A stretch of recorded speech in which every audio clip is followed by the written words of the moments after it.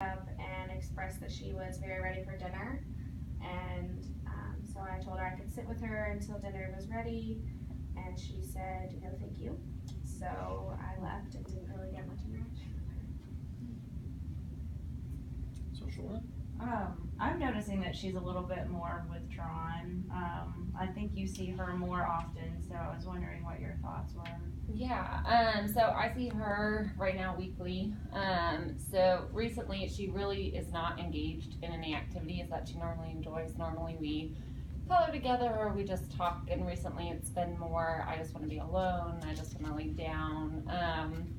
She's talked a lot. I saw her yesterday and she talked a lot about just not feeling well. She expressed a lot of just kind of her, I think, turmoil with being ready. She's very at peace with going, but her body's just not there yet. So we've talked a lot about that kind of spiritual battle also. So I think continuing to go see her would be really good for that support. Yesterday she didn't want to eat. She didn't really want to do anything. And I think a lot of that is because she feels ill, so she is less, willing to eat because it just makes her feel worse. So I've walked in the past 2 weeks and her oxygen has been off on the floor and she's just been kind of out of it. But I have noticed that the staff there have kind of increased their support and come and check on her more. But yeah, I agree. I think she's just become very much more withdrawn and very just kind of less engaged in activities that she previously really enjoyed. I'm curious, what is her aid frequency? Now it is 3 times a week. Okay. We'll probably look at upping it pretty soon. Yeah. Okay. Yeah, that might be a good idea to just provide some extra support throughout the week. Right. And then we've also added one of our junior volunteers is going to visit with her. Oh, good. That's good. So twice a month. So Okay. usually every other Saturday or Sunday. Okay, Oh, that's sure. So good. she's getting a weekend visit. Yeah, I was from her. gonna say that'll be That's good good. because she enjoys, I think, having people there. Like most of the time now, it's like I'll sit and we'll Right. read, or just I'll sit with her and rub her back if she's not feeling well. And I think she really appreciates and enjoys that. Oh, good. That's kind of been what we've been doing lately. So Yeah. Well, that sounds good. Wonderful report. And we'll go on to our next active patient, which is Shane Williams. Sure. I think he is pretty stable. He hasn't been having any, I would say, acute crisis through this period since last IDT.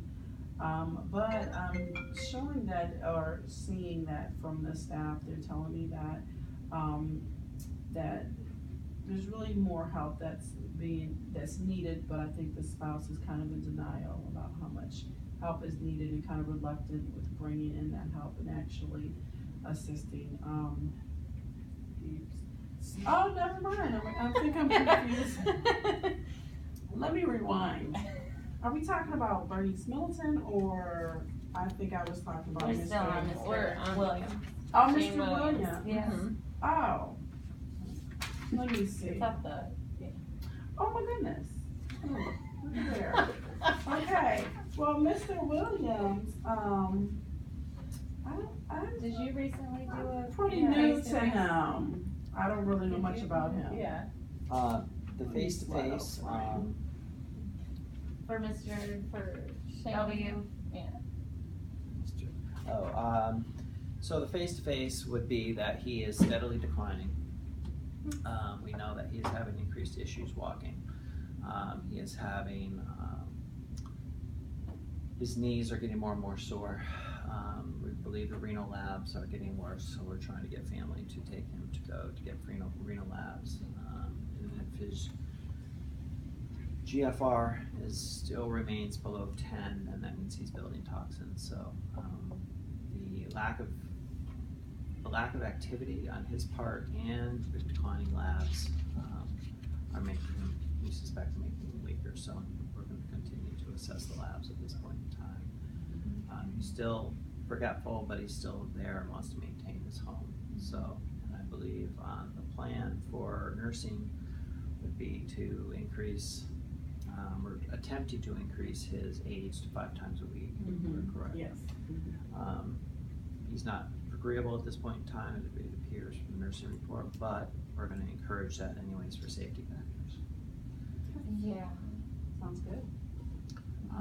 I think, framing it in a way that helps him see, he wants to maintain his independence. Mhm. So the way to do that is to accept some extra Mhm. help, or at least for, the morning personal care Mhm. routine. So I know you've had conversations with Yeah. him as well. He and I, so we got him the Meals on Wheels service recently, which I think has been really good. It's also provided just extra kind of eyes and ears on him. Mm-hmm.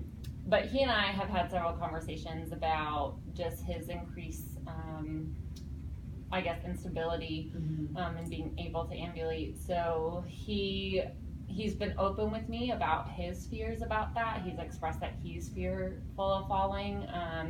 A couple weeks ago, he had fallen twice, and it kind of, one time fell out of his chair while sitting. And so I think he has become increasingly aware that this is a presenting issue for him. So he and I have talked a little bit about getting just some extra aid support in there. He's still kind of unsure about it, but that's a conversation that we're going to continue to have and kind of push him on a little bit, recognizing that it's based off of also his expressed fears of falling and not having someone there. And so we're going to keep working with that. Other than that, I mean, he's very there. He loves to just kind of sit and tell stories, so that's really what we do. It's just more the ambulating that we're kind of trying to focus on, getting extra support in there. And medically, because he does not tolerate meds well, especially narcotics, we're hesitant to change a whole lot at this point in time until he becomes more debilitated.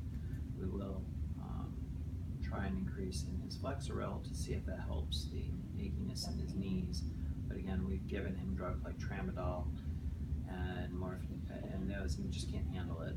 That will be saved for more the end stage when his ability to function is not as important. And we're gonna try and reach out to the daughter too, just to, I think, make her increasingly aware that time might be coming where he needs just extra support, and kind of figure out kind of a plan for that as well. Yeah, because I think, while our goal is to keep him in independent living, there should probably be a plan in place for the future in case he does need a higher level of care later down the road. So, good idea. He continues to decline chaplain visits, and is continuing to see a volunteer. We have another junior volunteer who visits with him a couple of times a month. Yeah. I think twice a month as well. Yeah.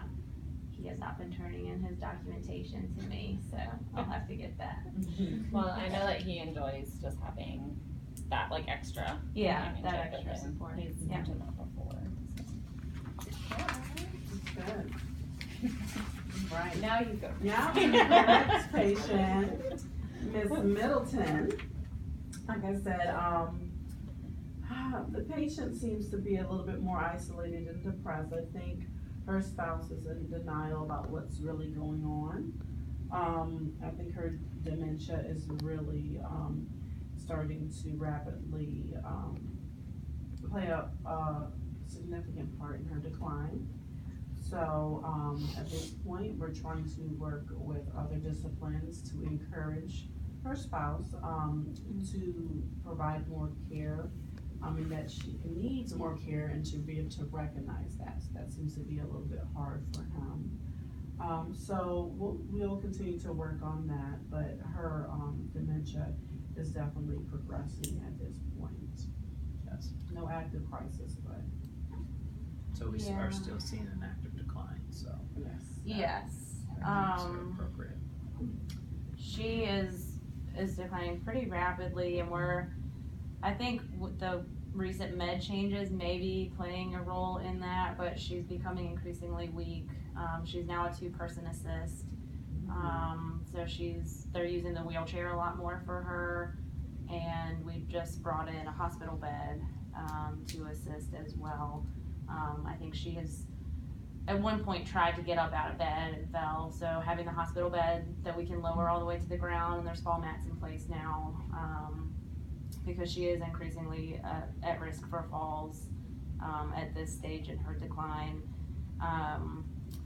The main thing that I've been talking with her spouse about is getting more support in for her. We recently increased our aid support, so we now have an aide coming in 4 times a week to help with breakfast, because initially the spouse had increased his hours at the facility, which was putting, I think, additional caregiver strain on him.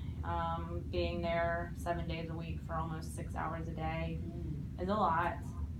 So trying to encourage a little bit of respite for him, but also to alleviate some stress on the staff, because the spouse does have very high expectations, and it can be demanding of the staff when he, needs something for the patient. So I think they're getting they're getting a little bit stressed out as well from the situation. So we're hoping that our increased presence will alleviate the stress on both caregiver and facility. And then the patient's sisters have offered to hire a private sitter for the evening hours, because the caregiver usually leaves at about 3, and then there's that hour, there's the couple of hours around dinner time and before bedtime where staff are noticing the patient becoming increasingly agitated, sundowning. So we're seeing, she's in her room, but often screaming and crying, doesn't want to come out again, she's isolating.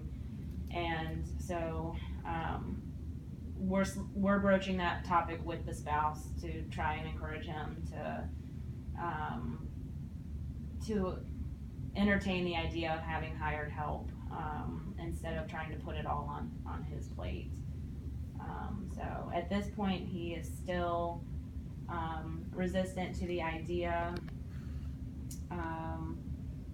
and he would prefer that the patient's sister come more frequently and help during those hours, but she has her own health limitations that, she's coming twice a week, and I spoke with her last night, and she said that's the most she can do at this point.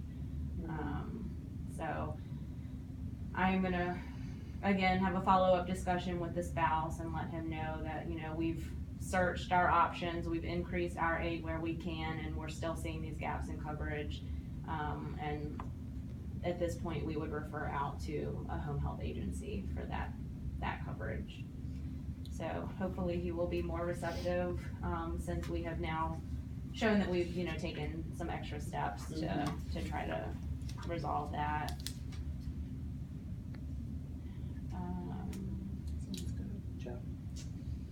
I did go see them at the beginning of this week, and the husband was there.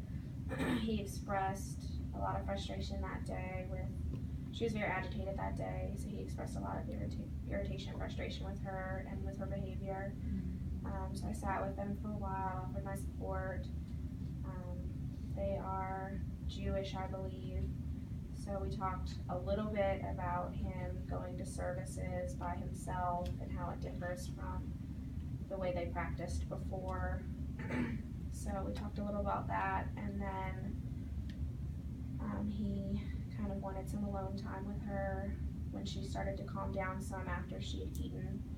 So I excused myself and told him I would be back next week. Other visits, other reports? I see the patient weekly, and I'm usually there with the husband, so I have an even balance between PCG work and patient. I talk with him frequently about caregiver burnout and also kind of the financial demands of having his wife in the facility. I know there is a lot of burden right now on the cost of having her at the facility.